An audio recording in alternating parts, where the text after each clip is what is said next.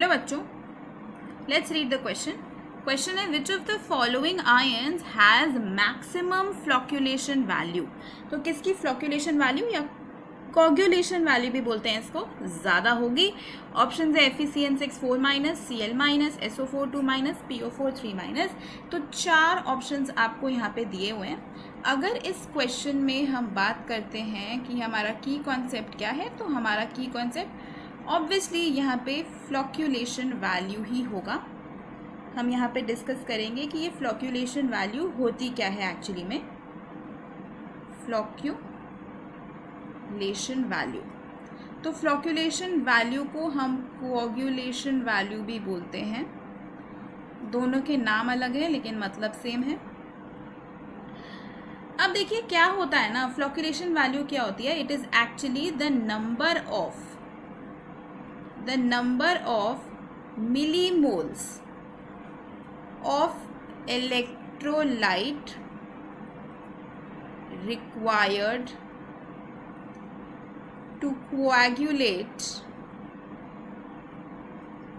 1 liter of a colloidal solution.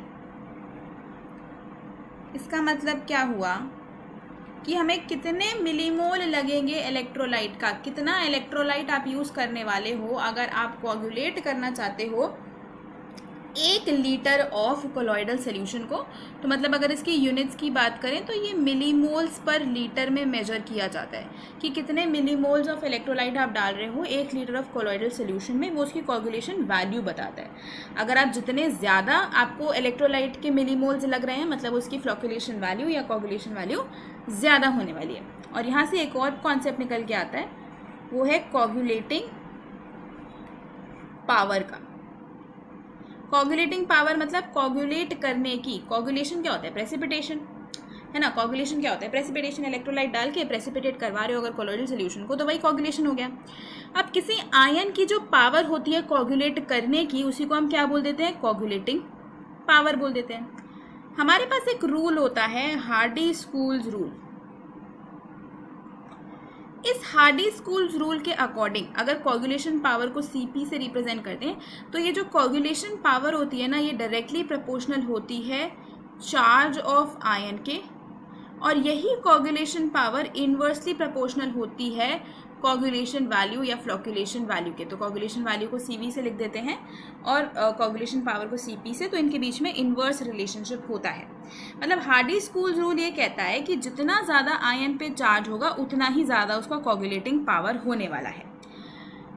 अब अगर coagulating power ज़्यादा है, अगर किसी आयन की कोगुलेटिंग पावर ज़्यादा है, वो ज़्यादा तेज़ी से कोगुलेशन कॉज कर रही है, तो मतलब उसका बहुत कम अमाउंट लगेगा कोगुलेट करने के लिए. अगर एक आयन की कोगुलेटिंग पावर ऑलरेडी ज़्यादा है तो आपको उसका कम अमाउंट यूज़ करना पड़ेगा ना कोगुलेट करवाने के लिए, तो उसकी कोगुलेटिंग वैल्यू कम होगी लेकिन कोगुलेटिंग पावर ज़्यादा होगी.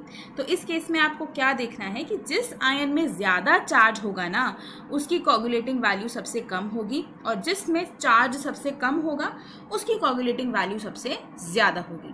तो अगर मैक्सिमम बताना है तो इस पे तो 4- का चार्ज है, इस पे 1- का चार्ज है, इस पे 2- का चार्ज है, इस पे 3- का चार्ज है. तो इसमें सबसे ज़्यादा चार्ज किस पे है, FeCN6 4- पे, तो इसकी कोगुलेटिंग पावर सबसे ज़्यादा है और कोगुलेटिंग वैल्यू सबसे कम है. इन रिलेशनशिप्स के बेसिस पे ही है ना. आपको बताना है सबसे ज़्यादा फ्लोक्यूलेशन वैल्यू या कोगुलेशन वैल्यू किसकी होगी, जिसकी पावर सबसे कम है. तो वो किसकी है, जिसका चार्ज सबसे कम है. तो करेक्ट आंसर हमारा यहाँ पे क्या हो गया, Cl- हो गया ना. तो करेक्ट आंसर इस क्वेश्चन का हो जाएगा option 2. Hope you understood it well. Best of luck.